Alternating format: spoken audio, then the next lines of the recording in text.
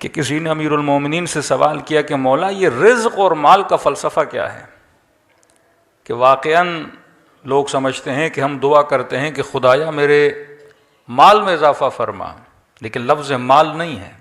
جب بھی ہم دعا کرتے ہیں خدایا میرے رزق میں اضافہ فرما، تو کہا کہ یہ رزق اور مال کا فلسفہ کیا ہے؟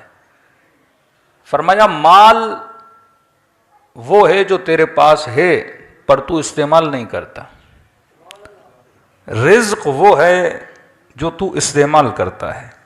مثلاً آپ کے سامنے چاول کی پلیٹ آ گئی، اب اس میں چاول تو بہت ہیں، یہ سارا ہے مال، جتنا تو کھائے گا وہ تیرا رزق ہے. کہتے نا دانے دانے پہ لکھا ہے کھانے والے کا نام.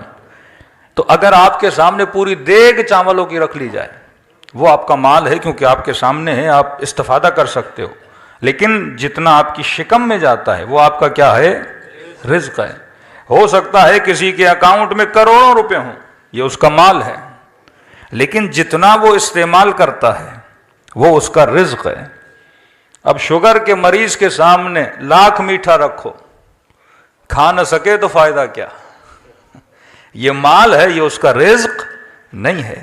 تبھی فرمایا خدا سے رزق کی دعا کیا کرو. مال تو بہت ساروں کو مل جاتا ہے لیکن رزق بہت کم لوگوں کو ملتا ہے. کئی ایسے لوگ ہیں کروڑوں اربوں روپے ان کے اکاؤنٹ میں ہوتے ہیں، لیکن فائدہ کیا بندہ استعمال نہ کر سکے، فائدہ کیا کہ اکاؤنٹ کو فریز کر دیا جائے. فرمایا کمال یہ ہے کہ وہ تمہارا کیا بنے؟ رزق بنے. تبھی امیر المومنین فرماتے ہیں کہ لوگوں کے بڑے گھروں کو دیکھ کر اپنی جھوپڑیوں کو خراب نہ کیا کرو. اب کہا کہ مولانا فلاں کے پاس 4,000 میٹر پر گھر بنا ہوا ہے. مولانا میرا گھر 120 گز کا ہے، جناب کا 10,000 گز کا گھر ہے. اب امیر کا جملہ سمجھنا. فرماتے ہیں یہ کتنے بھی بڑے گھر میں رہے یہ اس کا مال ہے، لیکن رزق وہ ہے جس چارپائی پہ یہ سوتا ہے، جس زمین پہ رات کو یہ سوتا ہے یہ اس کا کیا ہے؟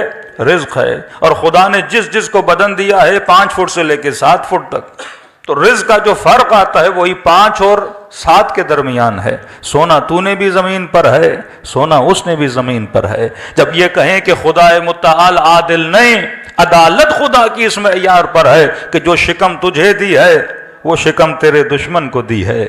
یہ نہیں کہ مثلاً اسے کوئی بہت زیادہ بڑا پیٹ دیا ہو، تجھے چھوٹا سا پیٹ دیا ہو. کھانا تقریباً سبھی برابر کھاتے ہیں، تو جو کھانے والی چیز ہے اس میں خدا نے فرق نہیں رکھا. تو فرمایا خدا کا شکر ادا کیا کرو کہ خدا نے رزق دنیا کے ساتھ ساتھ تجھے رزق مجلس حسین میں بھی بلا کر رکھا ہے.